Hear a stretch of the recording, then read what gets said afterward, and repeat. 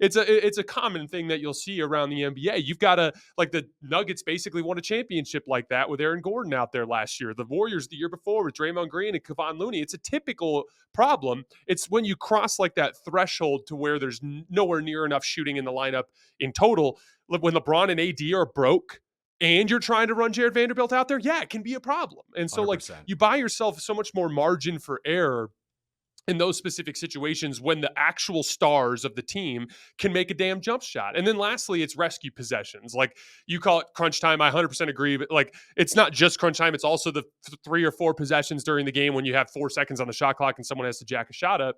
But, like, it makes a big difference when you can occasionally make one of those. It's funny because, like, the LeBron crunch time offense thing has kind of been the same forever. It's like, let's pretend there's 5 clutch possessions at the end of the game. LeBron will take like 4 step back threes and he'll make like one of them, and then, like, he'll have that one possession where he physically bullies his way to the rim and gets a bucket. That's 5 points in 5 possessions. That's fine when the Lakers are defending. The problem is last year's LeBron missed all 4 of those threes. Like, every single game, he couldn't make a damn three. And so, like, they actually cratered down below kind of like the minimum allowable amount of jump shooting in the lineup. And so it is on both of them. But Well, the now thing with add, LeBron is add Russ, add Russ into it too. And oh god. Yeah, like, literally. So, like, it was completely untenable, right? So, like, it's one of those things where honestly LeBron gets guarded like a jump shooter even when he can't shoot. So it's I'm less worried about him, and he's just so good at finding ways to be good and impactful offensively even when he's not making shots. But with Anthony Davis in particular, especially with how much we see guys like Austin Reeves run the offense or D'Angelo Russell run the offense or LeBron run the offense. In those predicaments, he needs to be able to make a shot. I think it's vitally important to the success of this team, especially when we get into slow down playoff environments. Again, like, they have this defensive punch, and that defensive punch can put them over the top, but not if they get their ass kicked in every other area of the game. It's vitally important. Where do you see the Lakers stacking up right now among? I look at it like, I think there's 6 teams at the top of the league. I'd say it's the Warriors, the Lakers, the Suns, and the Nuggets, and then the Bucks and the Celtics. And I think the Warriors are clearly at the bottom of that tier. And really, the only reason I have them on that tier is out of respect for the fact that they have the same 5 guys in the starting lineup that won the title, literally, like, 16 months ago or whatever. So, like, it's a respect nod to them, but they'd be underdogs against every single one of the teams above them in a playoff series. Where do you put the Lakers stacked up with those other 5 teams? I have them fifth, and third in the West, fifth overall behind Denver, Phoenix, Milwaukee, and Boston.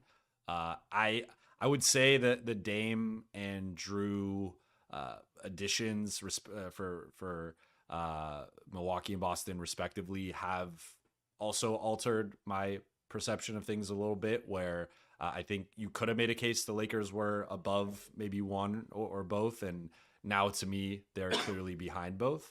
But I know we have a disagreement on Phoenix and Phoenix versus LA. But for me, I just look at, I think those 4 teams, I trust their playoff offenses a little bit more than the Lakers. I mean, Denver, of course, reigning champs. We just saw the run that they went on. Phoenix, I think sometimes we overthink the fit of star trios. And to me, all 3 guys can play on and off the ball. All 3 guys are plus shooters.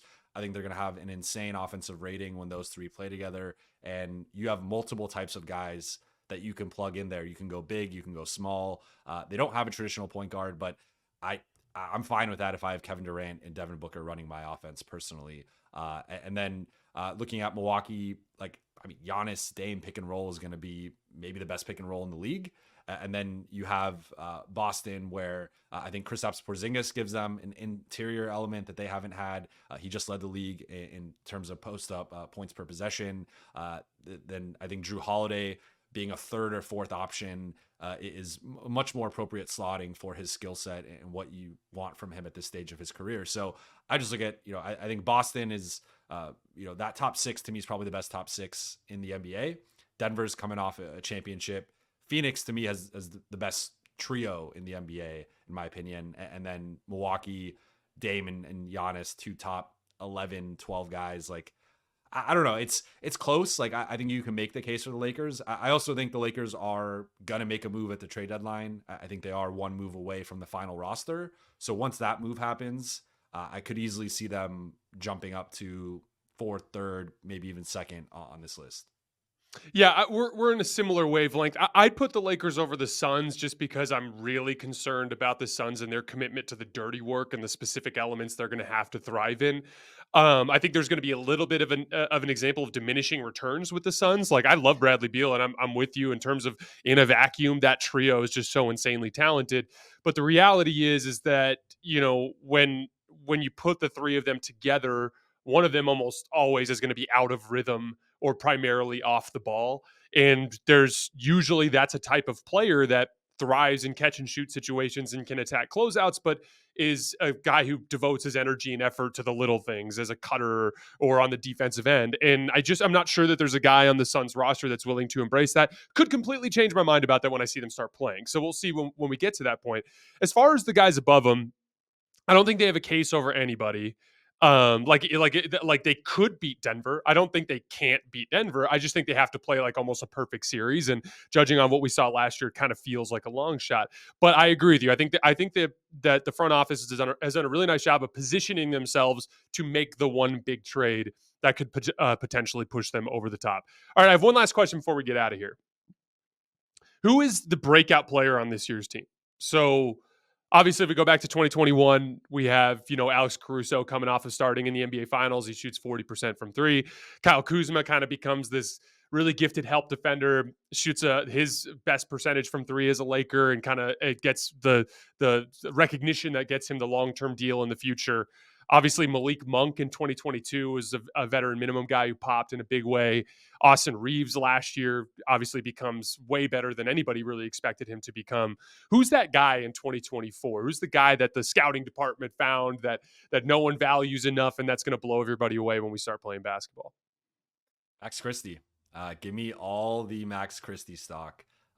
Jackson Hayes was that. I mean, it's kind of been the common question. We've at this point spoken with every player on the team this week, and the one common question is always who stood out in scrimmaging, like who's impressed you, who surprised you, and Jackson Hayes immediately went to Max Christie. Like Max Christie is a dog. Jackson Hayes was there in summer league, so he saw the Max Christie breakout there, but he's like seeing it up close and in person with the scrimmaging and just the way that there was the clip of Max driving and finishing at the rim with an and one. Like I think he just said today, we spoke with him. He's put on about 15, 16 pounds of muscle since being drafted by the Lakers. And you see it, like he's filled out a bit. And I think he's going to play that kind of backup 2-3 role. And, I look at it as like, I would love to see an Austin Max backcourt and, you could put in Taurean Prince there, you could put in Rui, you could put in Vando, whoever at the three and with LeBron and AD, but just like those two guys together, I think complement each other with high basketball IQ. Max can potentially be that perimeter defender. I thought last year he was ahead of the curve in terms of rookie defense. And we're talking about like the Lakers needing perimeter defense. Like it could end up being Max Christie. I would not be surprised if aside from Vando, he ends up being the best perimeter defender on this roster. So looking at that backup role of like, can he play 15 to 20 minutes a night, potentially bump that up to 20 to 25 deeper in the season. But I think the ceiling for Max is like, again, kind of maybe not forcing his way to the starting conversation. Cause I think with Gabe and D'Lo there, it's going to be tough to leapfrog both of those guys, but he could potentially be a closing lock where the Lakers just go bigger on the perimeter and say, try and score against Austin Max and Vando or Austin Max and Rui. And we're just going to switch everything. We're going to, play a bunch of guys 6'5" and above and use that to our advantage. So I look at Max as already he has the 3-and-D skill set. He showed that last year, but the on-ball shot creation, he went to Austin Reeves University for foul drawing. And like those are things that he didn't necessarily have in his bag last year or wasn't comfortable with at least. And if he's confident and comfortable, similar to Austin, I kind of look at it as a similar thing where like last year there were times Max would pass open an open shot and the coaching staff would get on him and be like, you got to take that. Like, even if someone else is open even if you think there's a better look, like you need to take that corner three on the swing pass, like, or you need to, pump fake drive, make a move, do something, but play with aggression, play with assertiveness. And I think you started to see a little bit more of that last year, but ultimately he got phased out of the rotation. This year, to me, he's looking like the 8th or 9th man. And if he can get real minutes and play with confidence, I think he has a lot of upside within this rotation.